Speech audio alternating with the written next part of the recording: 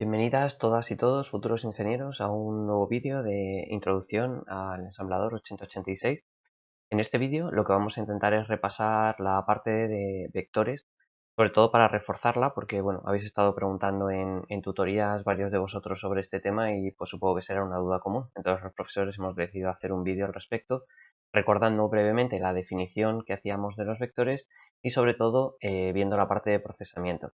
Entonces veremos por un lado cómo se definen los vectores y lo que conlleva definirlo de cada manera en memoria, como repaso. Después veremos las diferentes formas de acceder a los elementos del vector para procesarlos en los sistemas SI y SD. Y veremos también, pues en la práctica ya del ensamblador 8086, diferentes formas de recorrer los vectores. Primero, por recordar un poco la definición de vectores, aunque os remito al vídeo anterior, al que dimos en la práctica 1, creo recordar, que era el de la arquitectura, como seminario, en el cual se definían diferentes variables y entre ellas había varias de tipo vector.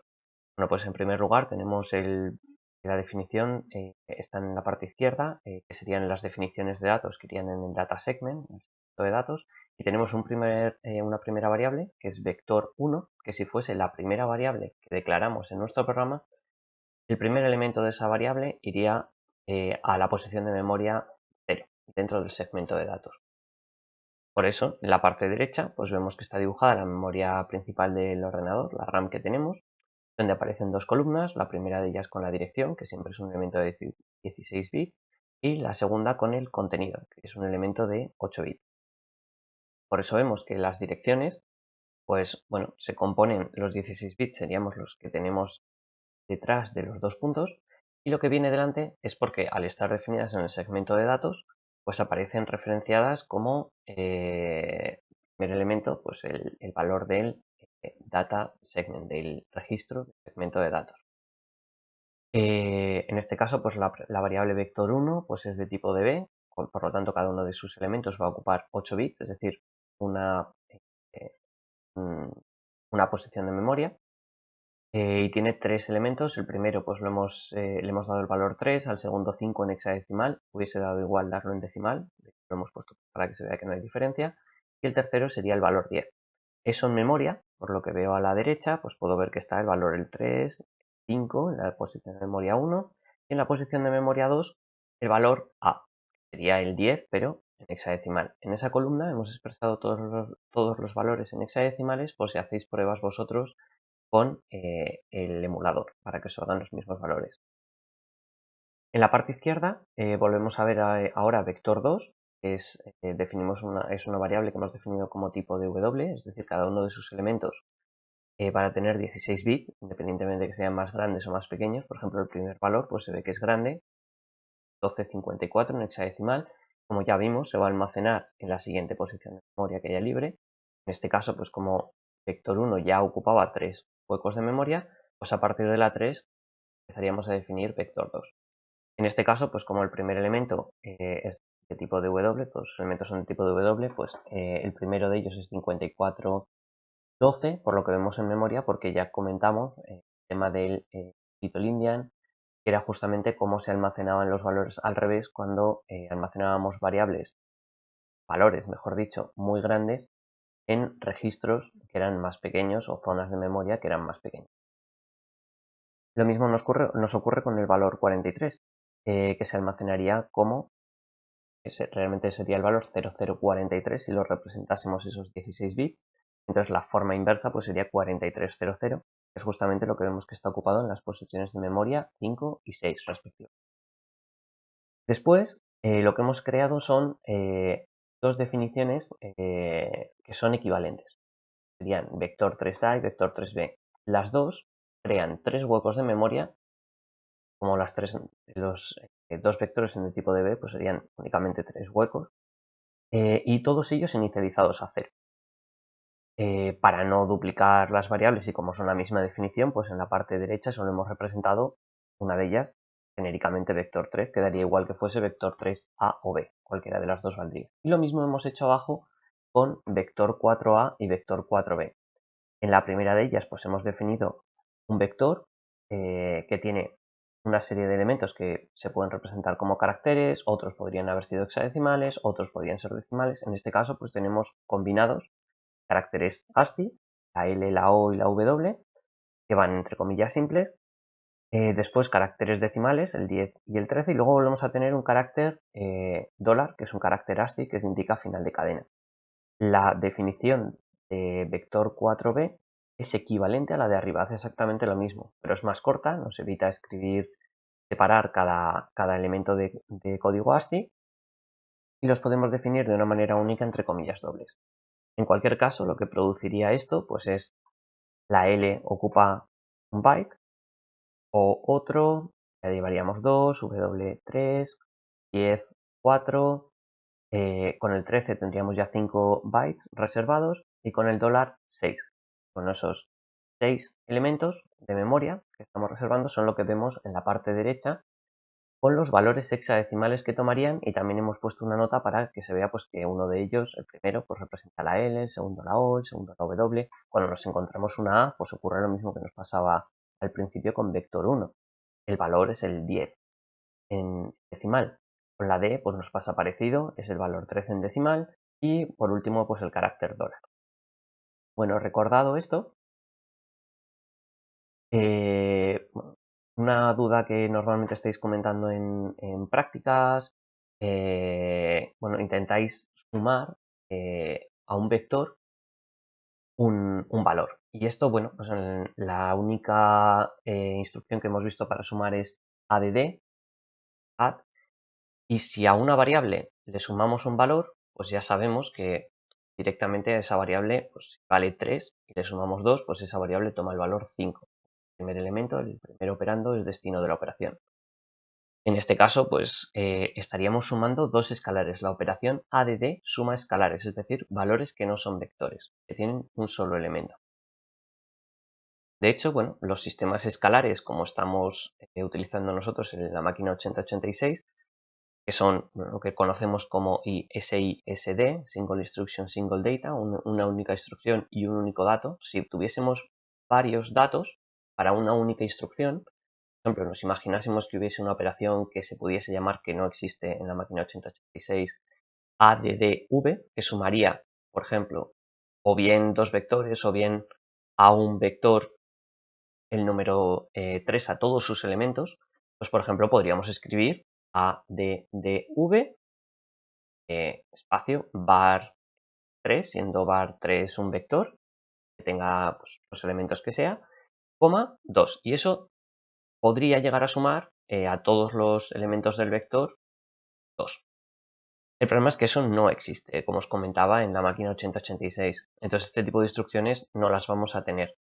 Lo que tenemos que hacer es hacer un recorrido por el vector sumando a cada uno de sus elementos con las operaciones que sí que tenemos, en este caso el add, sumando a cada uno de sus elementos ese valor.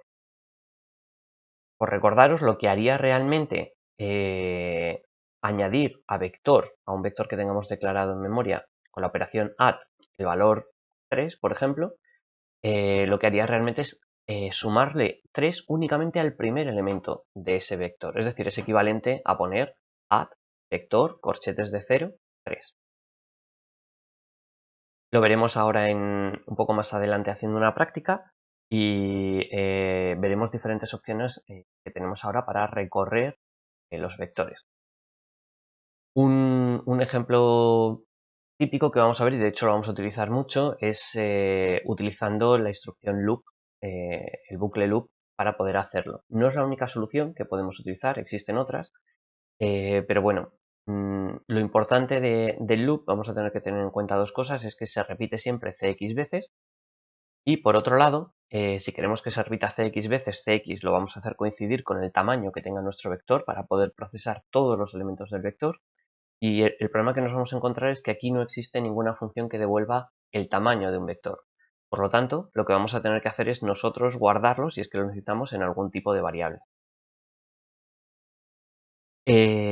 Otra opción que tenemos, en vez de utilizar el bucle loop, puede ser más ventajoso en otros momentos no utilizar un bucle de tipo loop, pues que por ejemplo vamos a hacer un recorrido en el cual vamos a recorrer un vector hasta que nos encontramos cierto número, o sabemos que es un vector que está ordenado de manera ascendente y queremos llegar hasta un cierto valor límite y sabemos que si existe ese valor límite dentro del vector, pues bueno, entonces no haría falta hacer ese tipo de loop, no sería quizás el más eficiente en todos los casos y podríamos hacer pues algún tipo de comparación y salto para resolver.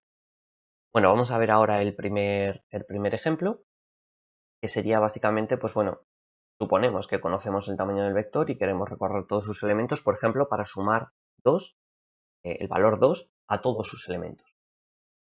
Bueno, vamos a abrir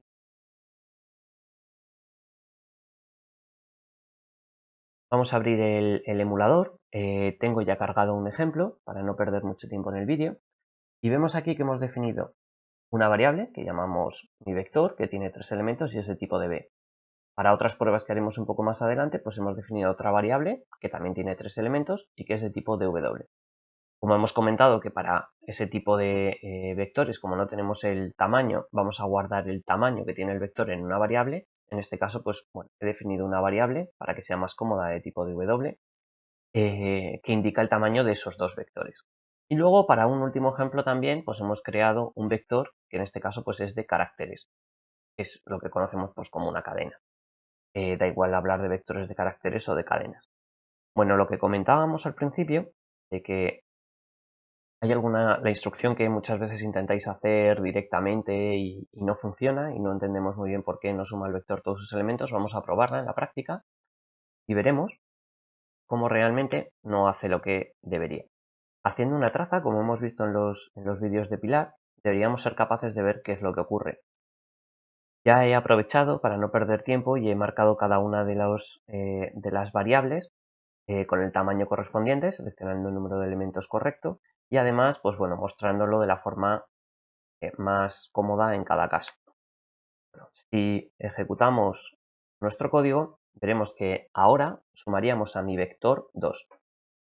Si la instrucción fuese de tipo imaginario addv, debería de sumar 2 a todos los elementos, es decir, donde aparece 1 debería aparecer 3, donde aparece 5 debería aparecer 7 y donde aparece 9 debería aparecer 11.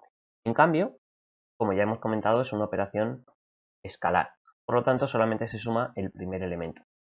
Por eso tenemos que hacer un recorrido, que es lo que justamente estábamos comentando sobre la instrucción. Entonces, el primer ejemplo de recorrido que vamos a ver va a ser el que estábamos viendo en las transparencias y que básicamente, pues bueno, me permite, como estamos viendo aquí, cargar por un lado el tamaño del vector para que el bucle loop se repita el número de veces correcto y después vamos a indicar en SI o en DI, podríamos haberlo hecho, de hecho haremos un ejemplo a continuación con DI, deberíamos indicar, mejor dicho, dónde comienza la posición de memoria, donde comienza mi vector.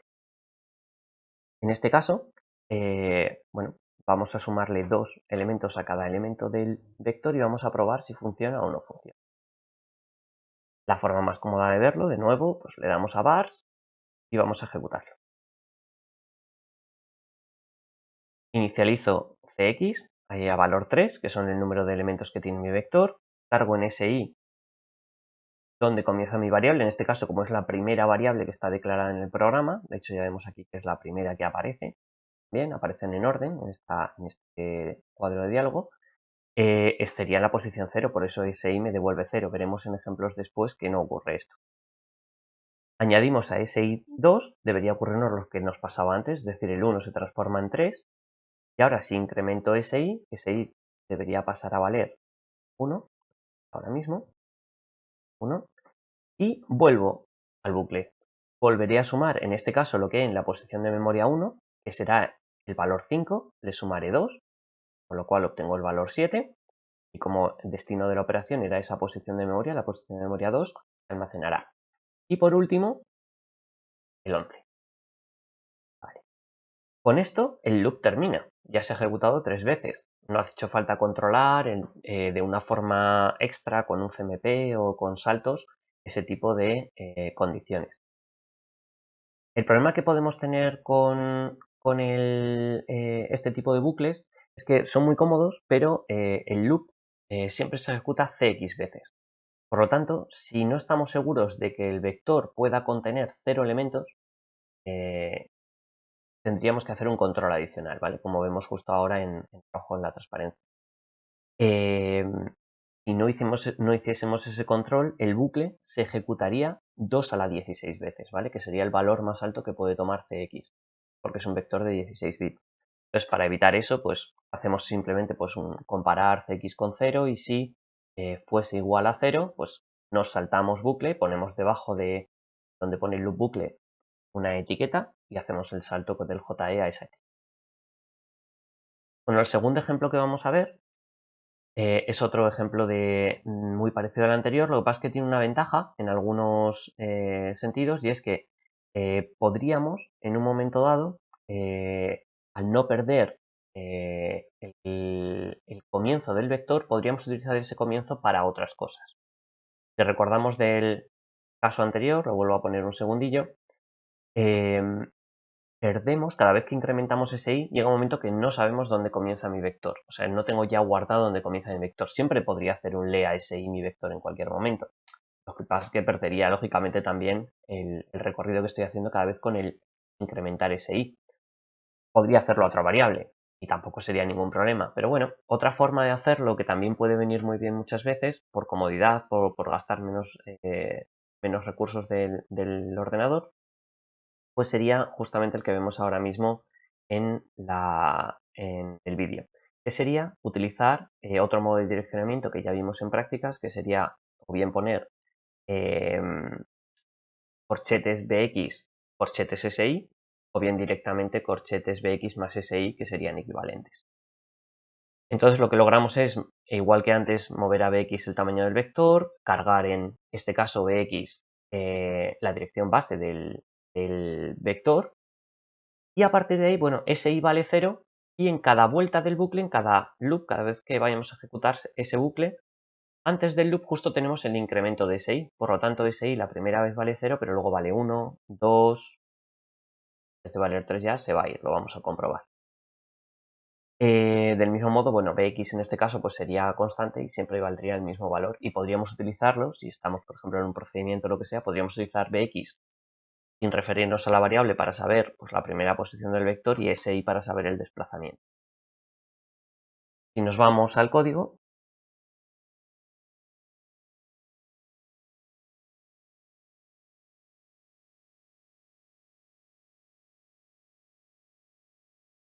esto es eso mismo que hemos visto en las transparencias, excepto un pequeño detallino, y es que he cambiado SI por DI para que veáis que es equivalente. Ya comentábamos cuando vimos estas partes que eran equivalentes.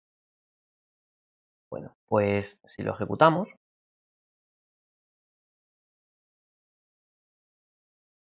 vemos cómo cargamos la dirección de comienzo de la variable, en este caso como está en la posición de memoria 0, pues vemos que bx contiene un 0, ya hemos inicializado cx también para que contenga el número de elementos del vector, que ya vale 3, y ahora vamos a inicializar di para que valga 0, que bueno, coincide que ya valía 0, entonces no va a pasar nada.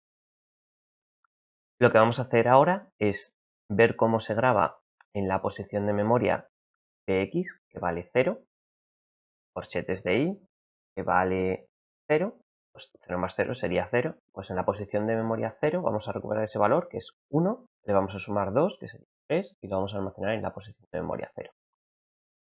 ¿Vale? Ya lo acabamos de ver, se ha grabado en la primera posición del vector, mi vector, un 3.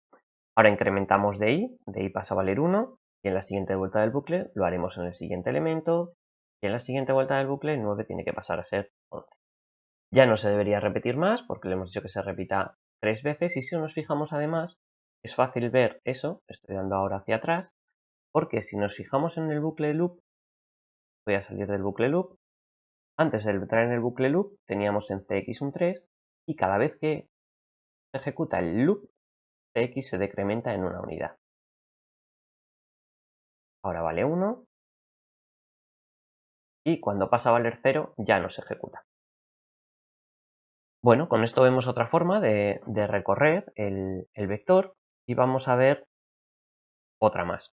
La siguiente que vamos a ver es la menos recomendable, porque lo que hace es especificar directamente el nombre de la variable. Y eso no es conveniente porque hace que mi código sea muy dependiente. Bueno, una cosa que no hemos comentado, debería haber comentado aquí,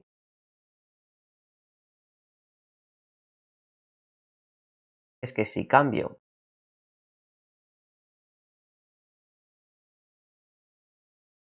no, lo vamos a ver ahora, no hay problema, es que si cambio la variable que estoy utilizando de tipo vector por esta otra variable que es de 16 bits, la que habíamos declarado que era mi vector de 16 bits, los incrementos que hago a lo que estoy utilizando como desplazamiento, ¿vale? Ya no podrían ser de 1. Vamos a ver ahora por qué. O sea, lo mismo me ocurriría en este. Si yo aquí, en vez de utilizar mi vector, utilizase mi vector de 16 bits, aquí no podría poner incrementar de i, sino que tendría que incrementar de i en 2 unidades. Sería add de i 2. Lo mismo me ocurriría en el primer ejemplo, en cualquier ejemplo de los que estamos viendo. En concreto vamos a ver cómo este falla y vamos a ver por qué falla. Entonces lo que vamos a hacer es el tercer tipo de acceso que estábamos comentando, que sería, como comentábamos, el menos parametrizable. Quizás es el más intuitivo de todos los que hemos visto, pero es el menos parametrizable porque incluye dentro del bucle el nombre de la variable, con lo cual este código no es reusable para que funcione con otras variables. Es decir, si tenemos, por ejemplo, una función que suma los elementos de un vector, el que sea, 2 a cada uno de sus elementos, no podría parametrizar esto para que unas veces funcionase con mi vector 1, otras veces con mi vector 2, otras veces con mi vector 3. En cambio, cualquiera de los métodos anteriores sí que serían parametrizables porque ese cambio lo puedo hacer fuera del bucle y por lo tanto lo podría hacer fuera potencialmente pues, de un procedimiento que hayamos definido. Bueno, si probamos este código y además lo vamos a probar con un pequeño error para ver lo que comentábamos de que como en este caso utilizamos una variable de 16 bits, no se va a incrementar suficientemente ese i. Cada posición de un vector de 16 bits ocupa 2 huecos de memoria. Pues vamos a ver cómo podríamos detectar que está dando error. Pues abro la variable. Lo que quiero es sumar dos elementos, dos unidades, a cada valor de los que tengo en mi vector 16 bits. Bueno, inicialmente digo que tiene 3 elementos, perfecto. Ese i lo inicializo a 0, como hacía antes. Y ahora cuando lo vaya a sumar, veremos que la primera vez parece que funciona bien, ¿vale? No hay problema. Se han sumado 2.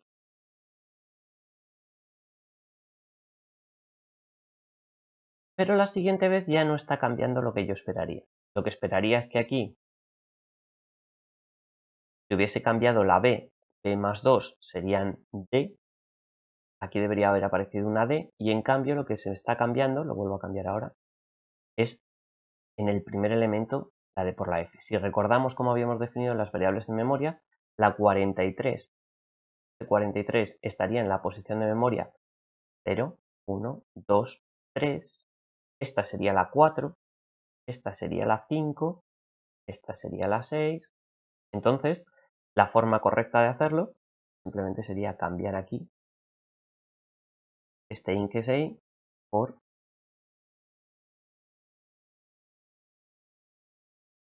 añadir a ese i. Si ahora lo ejecuto, con las variables de nuevo, el primero como antes va bien, problema, antes ya funcionaba, ahora la segunda vuelta del bucle también ha ido bien, se ha incrementado en d, y ahora esperaría que en la tercera vuelta del bucle se incrementase este valor de c, 2 unidades sería e. Y justamente ocurre. Además el bucle ahora termina, son las 3 veces que se tiene que ejecutar, ya estaría todo correcto. Bueno, lo que vamos a ver, ya por último, es, comentábamos, puede que el loop no sea siempre lo más útil. Entonces vamos a ver ahora otra forma de recorrer un vector. Para eso, pues bueno, vamos a hacer un pequeño ejemplo en el cual vamos a recorrer un vector hasta que encontramos un cierto valor, ¿vale? Que en este caso va a ser el valor dólar. Entonces cuando nos encontremos el dólar, vamos a parar. Y si no nos encontramos el dólar, lo que vamos a sumar es a cada uno de los elementos de ese vector el valor 32. Bueno, si nos fijamos en la definición que tenemos de variable, que vamos a ver ahora mismo, lo vamos a hacer con este vector de aquí. Lo que vamos a hacer es sumar 32 a cada uno de sus elementos. Si sumamos 32 a cada uno de sus elementos hasta el dólar, si me fijo en la tabla ASCII, veremos que lo estoy sumando en decimal. Entonces, si lo que tengo son mayúsculas, todo lo que estoy definiendo en hola es mayúscula, pues la H sería, por ejemplo, el 72. Bueno, pues si le sumo 32, 72 más 32 es 104 y se corresponde con la H minúscula. Y esto ocurre para todas las mayúsculas y minúsculas. Es decir, que realmente cuando procesamos o ponemos un botón en un programa que pasa de mayúsculas a minúsculas, pues directamente hace una operación matemática y aprovechando pues esta coincidencia de la tabla ASCII, que de hecho está así para eso. Bueno, pues si les comentamos este último trozo de código, con esto ya terminamos. Vemos que cargamos, en este caso, pues el vector de caracteres. Como ya hemos comentado que no es la mejor forma de acceder accediendo a la variable, pues bueno, hemos utilizado uno de los dos métodos anteriores, cualquiera de los dos primeros que hemos visto. Entonces comparamos corchetes de SI con el dólar. Si es igual a dólar, saltaríamos a fin. Si no, se ejecutaría el código que vaya debajo, porque sería secuencial. Entonces, sumaríamos a corchetes de SI, que en este caso pues valdría la primera posición de esta variable, que contendría pues la h que tenemos aquí definida, y esa h le sumaríamos el 32 y por lo tanto pasaría a ser la h minúscula, y como la estamos almacenando en esa misma posición de memoria, estaríamos reemplazando la h mayúscula por la h minúscula. Incrementamos ese i, saltamos de nuevo al bucle y volvemos a hacerlo con todas las letras. Vamos a probar si funciona. Va a ser sencillo de ver. Y esta vez, pues por ver una forma de ejecución diferente, imaginémonos que nuestro código no estuviese comentado, tendríamos que pasar ya por muchas instrucciones. Voy a señalar esta instrucción y le voy a decir que corra el código hasta ahí. Con run until, mi código corre hasta esa instrucción. Ahora, por ver otra forma de hacerlo, he movido el tiempo y le voy a decir que lo ejecute, pero que lo ejecute con un delay mayor, es decir, que va a ir la ejecución mucho más pausada. Y eso me va a permitir ver los cambios en la variable que me interesa, que en este caso es la variable en mi vector caracteres, uno a uno. Si me quedo aquí viéndolo, pues veo cómo se está reemplazando cada una de ellas y cuando se reemplaza la última, mi código termina. Bueno, pues muchas gracias por vuestra atención.